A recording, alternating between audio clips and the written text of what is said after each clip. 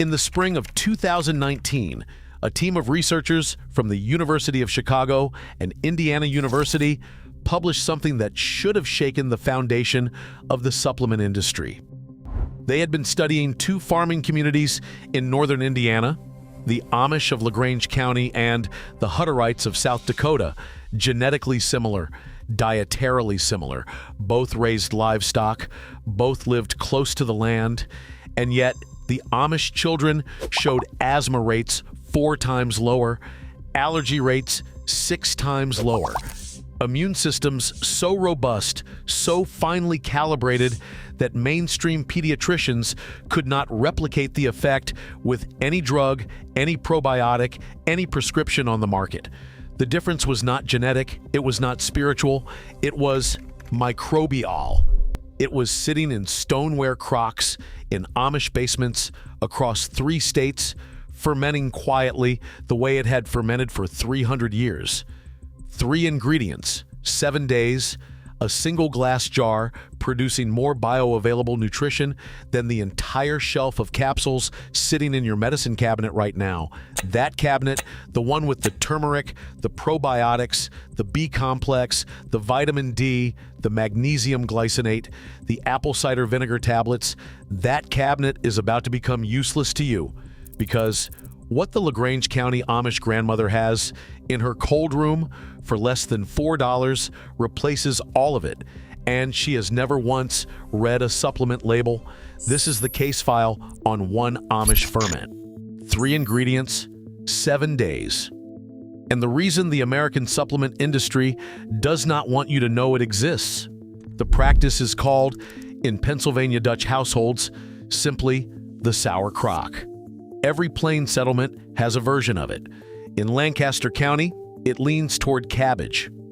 In Holmes County, Ohio, where more than 35,000 Amish live in the largest plain settlement in the world, it leans toward beets and root vegetables. In the Indiana communities the University of Chicago studied, it is most often a mixed vegetable ferment pulled from the garden at the end of summer, layered into a crock with spring water and unrefined salt, and left to transform. Decades of Johns Hopkins research on Amish populations has documented something mainstream medicine still cannot explain. Amish children raised on traditional farms carry gut microbiomes with a diversity that modern Americans lost somewhere between 1945 and 1970. The bacterial species present in a 6-year-old Amish child's digestive tract would, in a laboratory setting, sell as a probiotic supplement costing more than $100 a bottle. Except the Amish child did not buy it. The Amish child ate it every day from a jar in the cold room. This evidence has been sitting in peer-reviewed journals for over a decade. It has been sitting in Pennsylvania Dutch cookbooks for over a century. It has been sitting in plain community root cellars since the first Amish families arrived in Lancaster County in 1737. And it has been systematically erased from mainstream American kitchens for reasons the evidence will now make clear. The first piece of evidence comes from the agricultural record. Before 1910, nearly every American farmhouse had a fermentation crock. Pennsylvania Dutch families kept 2 or 3. The Lancaster County agricultural record shows that sauerkraut, fermented beets, sour pickles, and fermented dairy were not specialty foods. They were daily foods. A single rural Pennsylvania household in 1890 consumed an estimated 40 to 60 pounds of lacto-fermented vegetables per person per year. By 1970, that number for the average American had collapsed to under 2 pounds, and most of what remained was pasteurized, biologically dead, stripped of the living bacteria that made the food medicinal in the first place. The Amish did not follow the collapse.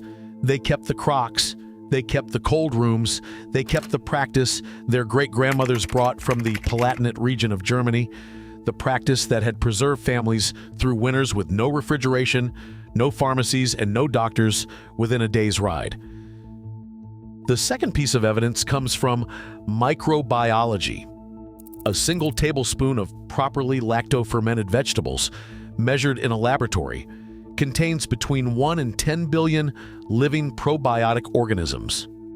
The commercial probiotic capsule on the shelf at your pharmacy, costing $40 for 60 capsules, typically advertises between 1 and 50 billion per dose, and most of those organisms are dead before they reach your intestine. They were freeze-dried months ago. They sat in warehouses. They were shipped in trucks that crossed 3 climate zones. The Amish ferment is alive when it enters the jar and alive when it enters the body. The bacteria are not a single patented strain.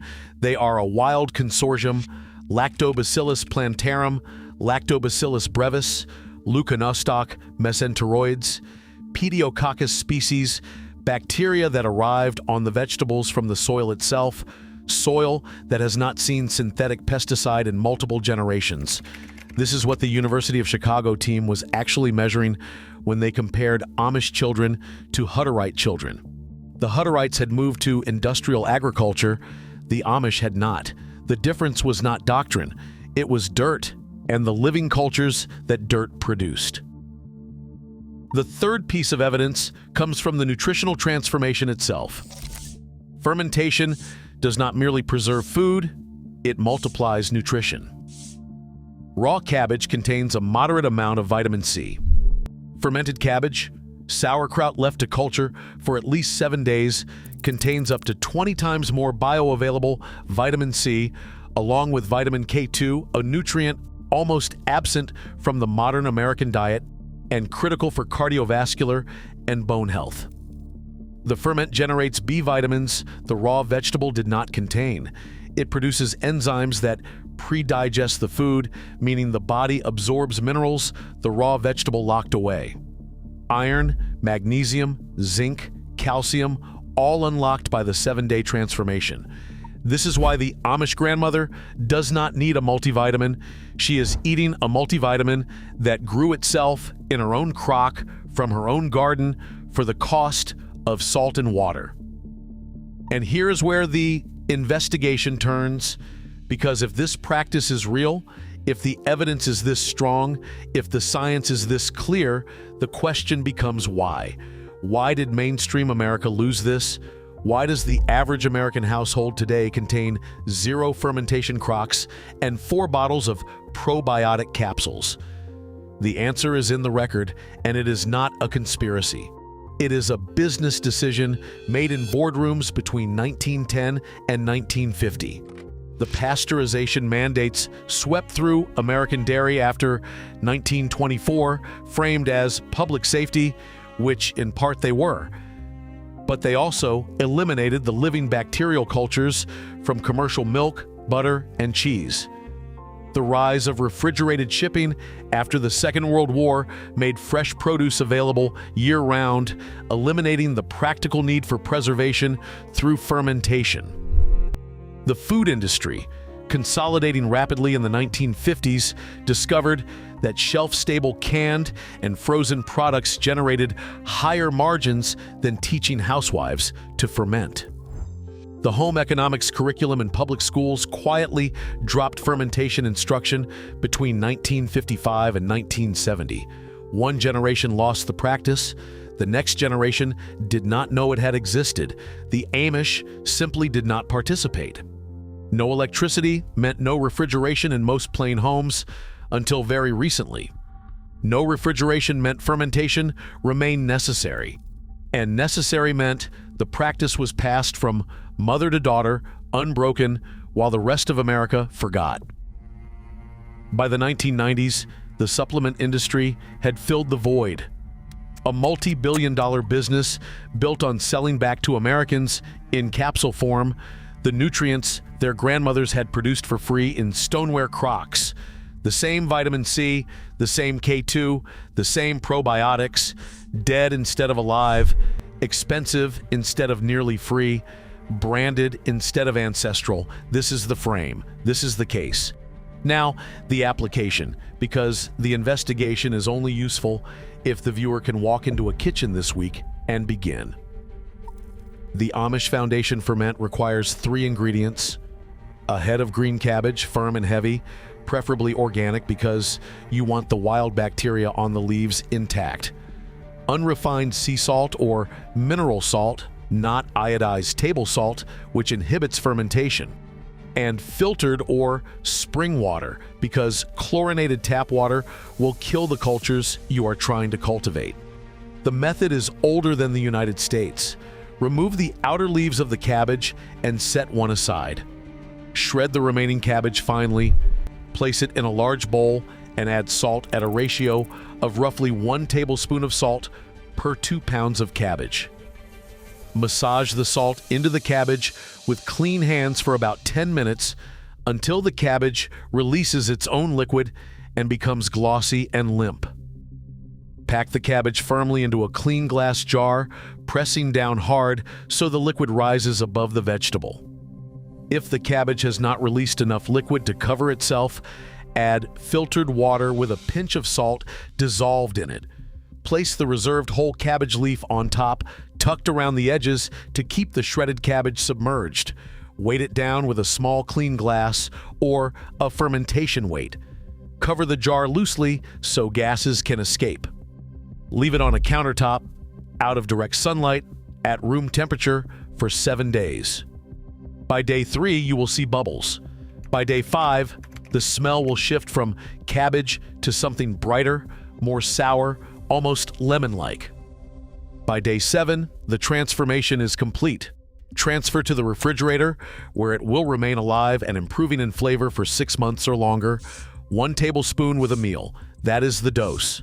Not a capsule, not a pill, a spoonful of living food, delivering more bioavailable nutrition than the entire supplement aisle at the drugstore. And here is the final piece of evidence, the one that closes the case. In traditional Pennsylvania Dutch practice, preserved across generations in Lancaster and Holmes counties, the sour crock was never the finished product. It was the starter. The Amish grandmother reserves a cup of the brine from each finished batch. She uses it to inoculate the next batch, and the next, and the next. The bacterial culture becomes a living lineage. The same strains, strengthened and adapted, passed down through the same family crock for decades. In some plain households, the brine being used today descends unbroken from a crock a great-great-grandmother started in the 1880s. That is what the supplement industry cannot sell you. Not any capsule, not any probiotic. A living culture tied to a family, tied to a place, tied to a soil, carried forward across 4 and 5 generations without interruption. The Amish grandmother is not consuming a product. She is consuming her own heritage, still alive, still multiplying, still feeding her great-grandchildren. The cabinet full of capsules promises health. The jar in the cold room delivers it. One is industry, the other is inheritance. The choice was made for most Americans 100 years ago by people they never met. It can be unmade this week in a kitchen with 3 ingredients and 7 days of patience. If your grandmother kept a crock, tell us in the comments what she fermented, what county she lived in, what you remember of the smell of that cold room. These memories are the archive. This channel is rebuilding it, one recovered Amish practice at a time. The next case file concerns a Holmes County dairy tradition that mainstream medicine still cannot explain, and the single pasteurization law that nearly erased it forever.